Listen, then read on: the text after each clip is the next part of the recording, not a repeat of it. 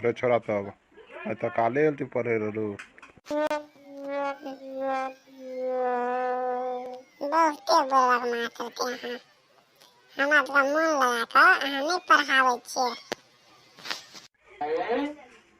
रो आप के तो मन लगा के पढ़ेबो रो ओटीपी करिए ओटीपी के दिन रात पढ़ाओ तबे ओटीपी बुझते हमरा पढ़बैया।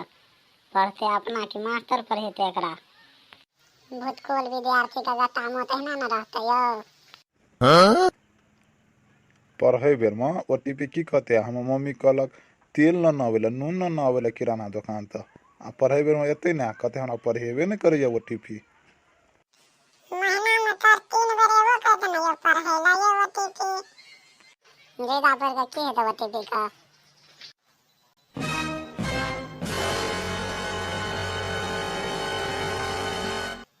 तार हम सब चाहते भूतकोल छियै यो।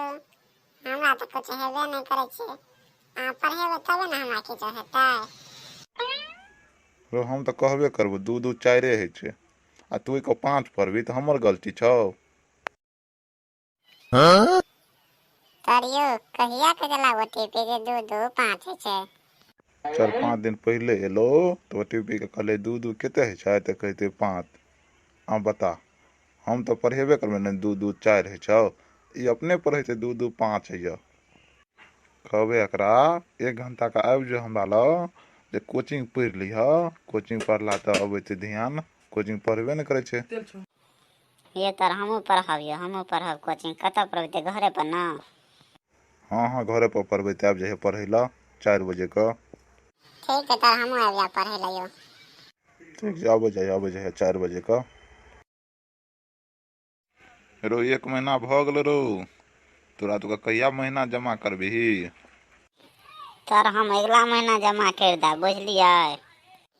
यो तर हम तो महीना कहिया देना रहतो। हमरा घर में बहुते खर्चा भ गेले तो रुपया दे दे गेले। ते कथी में खर्चा भ गेल तो रुपया गे बता त हमरा महीना लग गेलो तो देबही न पाए। तो कल ना आब। ठीक तो न आबिया हमरो जरूरी छे न गए। चल पढ़े जाए जो हम जाए तो कने रूम त अबे रूम त पिंती पढ़ल त।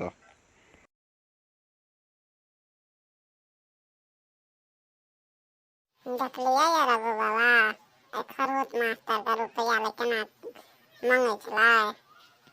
लेकिन पढ़बे तो बहुत निक बउआ तू क्या न गेले रे ओटीपी पढ़बे तो 1 नंबर। जाए हम अपना माय का तो कहबे तो कल का पाई लगाबे तोर के दे दे बहुत दिन भयो गेले 1 महीना भ गेले। कत रह गेले माय गे तोर पाई मांगे छले 1 महीना का।